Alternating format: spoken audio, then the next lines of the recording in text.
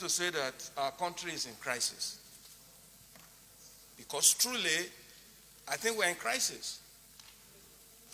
And as statesmen and women of this hallowed chamber, we must rise to the occasion to save the nation.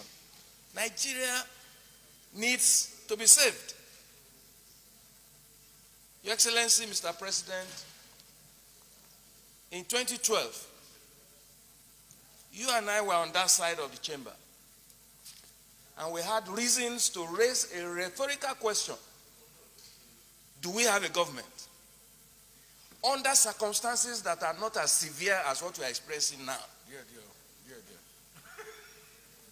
Your Excellency, we are dealing with a situation that is very, very, very grievous, because lives are no longer safe in Nigeria. And every day we are raising motions here about killings in their scores, missing people in their hundreds, in a nation state.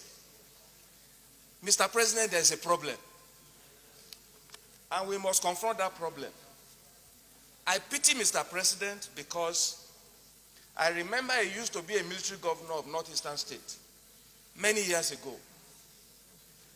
As a retired general and a sitting elected president, I just wonder how he feels when situations like this is happening under his watch.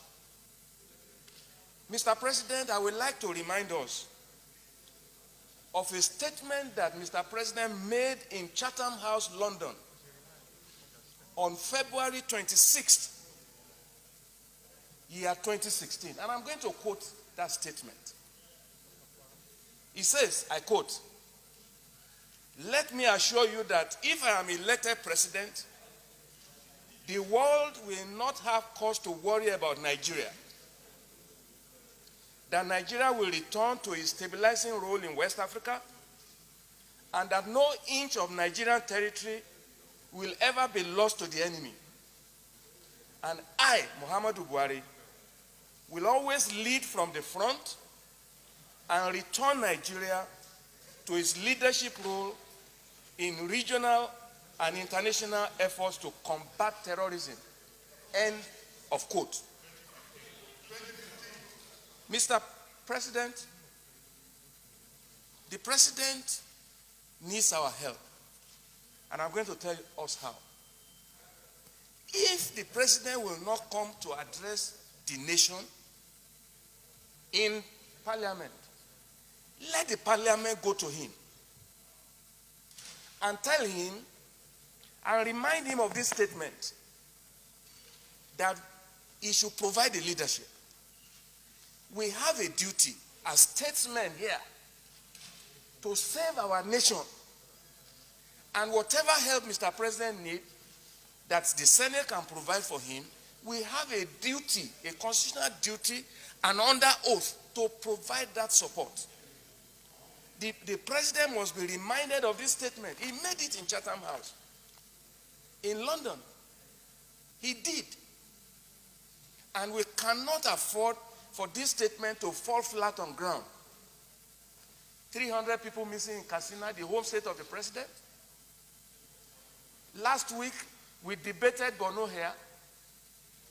Again, we are debating Borno today.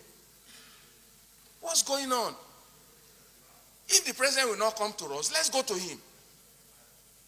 Let's go as a delegation of this chamber and go and meet him and encourage him to do the needful, so that it will be on record that the Senate is not in compliance. It's not in complicity with what is going on. This is something you have done before on that side of the aisle. You did it. We did it together. Now we can do it on the same side and help to save our nation. Our nation is in crisis, and we must rise to the occasion to save this country. It is not about election, it's not about party, it's about saving and rescuing Nigeria. I so submit, Mr. President.